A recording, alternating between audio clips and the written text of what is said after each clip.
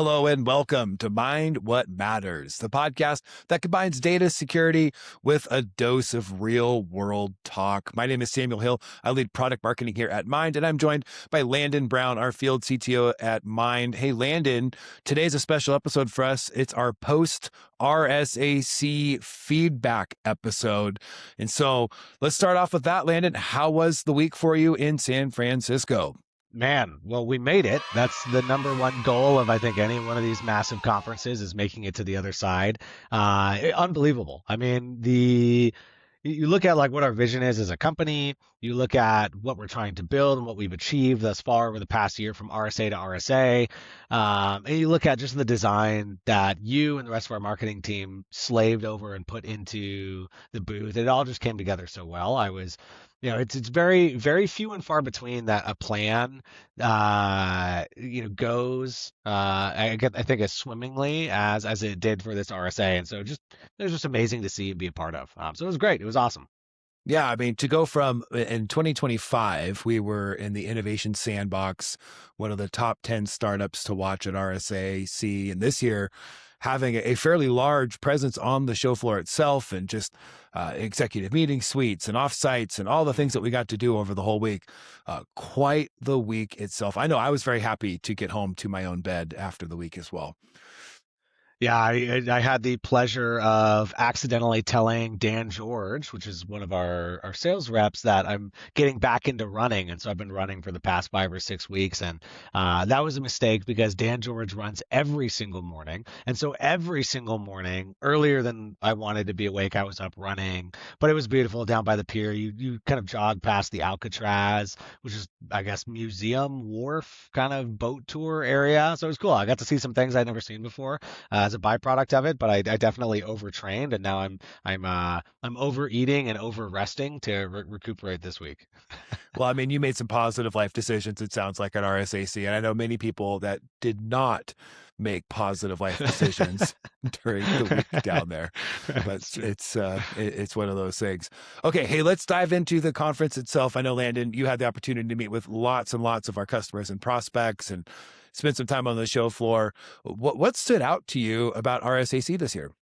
Man, I think, well, number one, I'm a little miffed that we talked about Whiz cereal, and there was actually no Whiz cereal to be had. I made it a point to go to their booth, and I didn't see anything. Instead, they had an agent workshop, which leads into my actual answer to your question, Samuel, which is everything was agentic AI this year at RSA. It really seems like the market has gone through some evolution in regards to agentic AI, because it did seem early on when agentic AI started to become a thing that tools and vendors were trying to bake in agents as summarizers, as incident responders, as investigators, and then we went through a phase where the market very, very suddenly said, if you're just putting AI in your tool and it's just summarizing alerts or it's summarizing an investigation, I'm not really interested in it.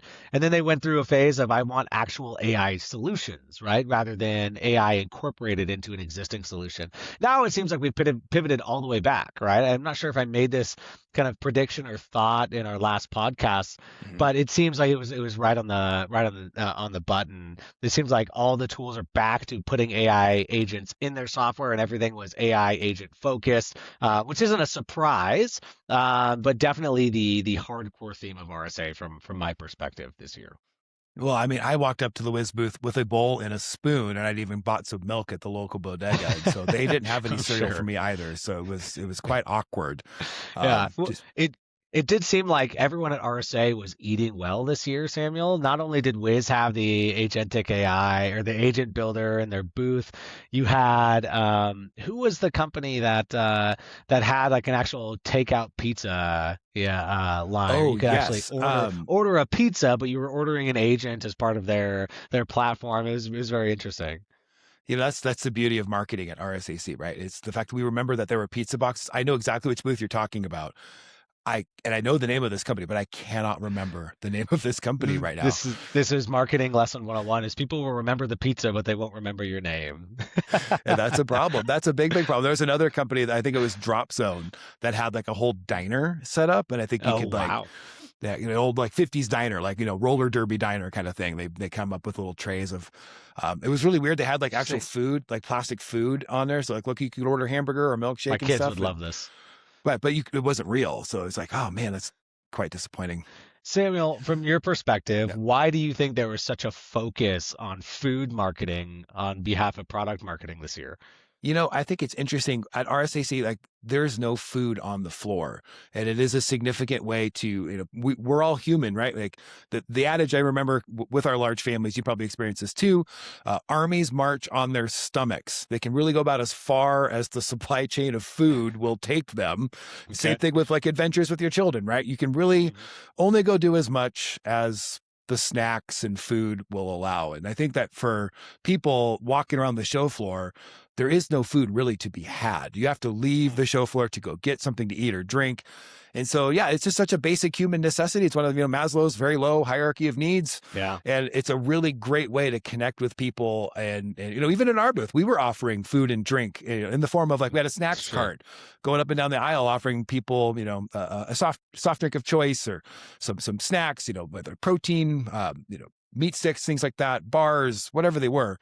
So people get hungry walking around. I know for myself, like it was very hard to break away to go get a meal. So I was living off of protein bars or items from the snack cart that don't tell my boss, all those things, right? So that's just kind of a reality of how crazy and busy that week is. Yeah. I think it highlights to how much we've grown as a company and how much other areas of our company are still operating in high efficiency mode is what I would Yeah. call it, right? Where hiring really good people always takes time, and you want to Yeah. take that time because the right people on the bus means the bus is going 100 miles an hour in the right direction. If the wrong people, it's the Yeah. wrong direction. The whole adage there. But man, I would say that this year we really felt it. Some more than others, absolutely. Of how many hours people put on the show floor. I think Sam, I don't think Yeah. you left the booth except to get water or food for that Yeah. matter. The SEs Yeah. definitely didn't leave the booth for probably the same reasons, unless they had meetings in the suite. That's And right. so I think everybody was really feeling that, wow, we're growing as a company and as a Yeah. brand, and as the expectations from the market are growing congruently with that. It's time to really start to push the pedal on growing the team, so we have more headcount to cover that. So it's exciting to see kind of the Yeah. evolution of that as a company. I know all of us, I think, after the very first opening day, it was only a couple hour opening day, like window time that people were out on the floor. But all of us woke up Tuesday morning and really none of us had voices left. We had talked ourselves hoarse, giving demos and talking to people at the show floor booth. But the testament to the team was just how much everybody rallied to be there, to be present, to really dig in and provide an exceptional experience. I agree with you. The entire engineering team, I don't think they left the booth except if they had like a really important previously scheduled thing. I mean, Right. we had BDRs giving full on product demos and walking people through stuff and answering great questions and just owning their spot on the booth. And I thought that was just incredibly impressive. Very, very proud of the entire Mind team for an exceptional week for sure. Absolutely. I think that one of the other takeaways I took from that is, if there's an opportunity to hire right before one of these events, it's the best time to hire, Yeah. because anyone who's not a professional demoer at the company leaves the event a professional demoer at the company. Yeah. So you look at Parker, our director of technical account management, for those listening, who does a demo every day, right? Right. Like our pre-sales staff. He's walking away basically, being able to do both, right? Same thing with our BDRs, like you said. So it was really cool Yeah. just seeing the growth of the team, and how quickly you can make people a professional in that domain in less than a week with the right pressure. So it was awesome. Yeah. Okay, so let's go through our impressions of the show floor at RSAC, or just off the show floor and just in general from the conference itself. I'm going to start with, what was one of the more odd things that you saw in a booth? I'll start off here. There was one company, and we don't need to name names here, Landon. We can play nice in the sandbox here.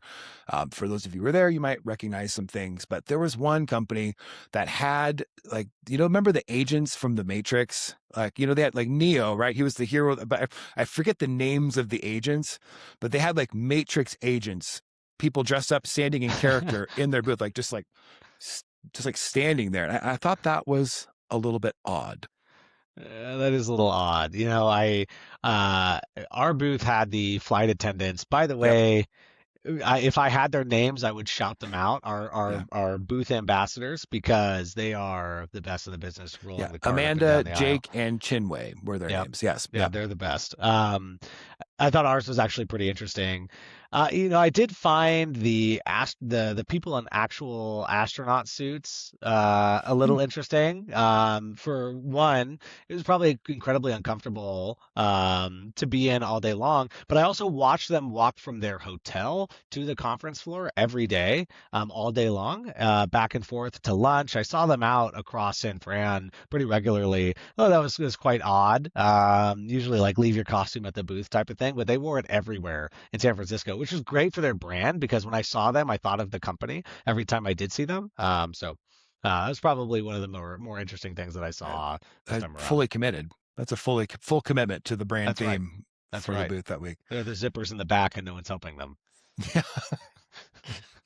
Just kind of That's try to right. grab it. Yeah. That's hilarious. That's hilarious.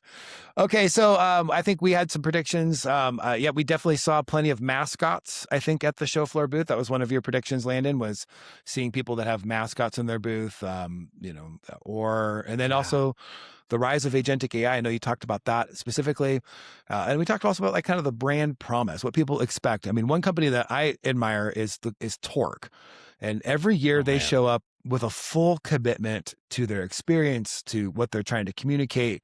And I've never actually seen a demo of their platform, but just looking at them from afar, I would assume it's probably really great. Like just from that, I mean, obviously you got to dive into the details for sure, but at the Mhm. same time, there's an expectation of if they're delivering in this way with their brand and their experience, you would expect their product to back it up too.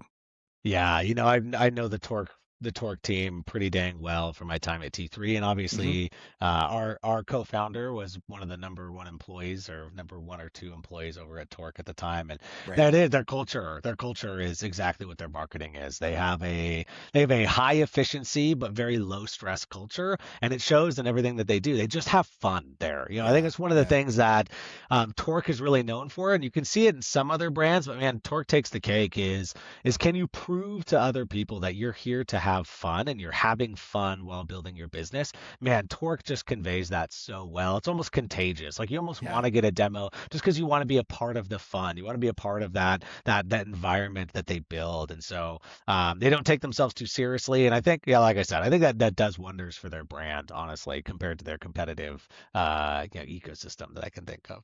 I mean, they're in a super crowded space. Anything around AI SOC, operates the operationalization and alert triage and investigation response, very crowded space, but they certainly stand out. We had an opportunity to actually spend a couple minutes with their CMO while at RSAC and talking about brand. And I mean, he was very complimentary of what we're doing here at mine, which we were kind of, oh, that's nice. It's like one of your people you admire when they say something nice about you. You're like, oh, that's really, really cool. And but I know I did not get a tattoo. Landon, did you get a tattoo at RSAC this year? No, I didn't get a No, tattoo, but no. I will say I was told a story of a co-founder in one of the adjacent spaces to us that got a tattoo on their buttocks Hmm. of their company logo and then was fired about a week later, let go by the board actually, and now lives on with this, permanent tattoo of a very painful memory in his life. And I'm glad I didn't get a tattoo, Samuel. Yeah, it's a good call. A mutual friend of ours I know also had a tattoo of a previous company put on his body, and is now no longer at that company. He's now leading somewhere else as well. So it's not a wise decision at all. Well, all right, Landon. Hey, man, this was fun. I know RSAC is always a big investment of everybody's time, everybody's energy levels, and all that kind of stuff. So appreciate you being there and supporting everything we were doing. And so yeah, it's any other last thoughts or follow up points from the conference, things that you're taking away or want to see next year? I think we're moving to an era where the market's asking for realism and tangibility is what I took away. It's like one of the big things that I took away from every conversation we had, from the booths we had, from the people that rolled their eyes at this statement or that statement, just observing people and observing their behavior and their responsiveness to the messaging around RSA was that people are getting tired of the fluff. They're getting tired of the claims of AI. They're getting tired of the word agentic AI, and they want to see tangible results and they want to see tangible outcomes, which I think is a great place to be as a company and for everybody, in my opinion, because it takes much less effort to produce outcomes than it does to promise outcomes and dance your way around them, right? And so I think that's an exciting spot for us to be, and I think that's one of the things we're taking away is let's be tangible and let's let everything that we do on product and pre-sales and post-sales and everything that we do at our company be tangible for our customers and for our prospects. So Yeah, what about you, Sam? I thought that was actually interesting. In our booth, we would have the demo screens up. We didn't have enough demo screens in our booth, candidly. I think we Right. needed maybe a couple more. People would just kind of wander up. They'd walk right up to the screen. They'd grab the little mouse and they'd start just kind of clicking through and giving themselves a demo of our, in the demo environment that we have. And so Right. it's sanitized. It's safe for them to do that. They're not going to break anything. But just them being able to click through, walk through, and kind of see how stuff works. I walked up to somebody that had already gotten to like our doc site with an integration guide for like M365 or something, and I was like, "Hi, can I That's help? awesome. Like, That- what questions can we answer for you?" yeah, how many Um, companies can say the same? That's an incredible feat in and of itself. I love that.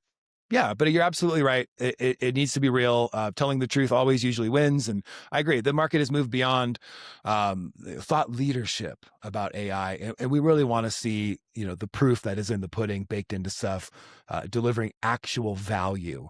And I even think we saw this. We're going to talk more about this, in the next couple of weeks with some research that we've done.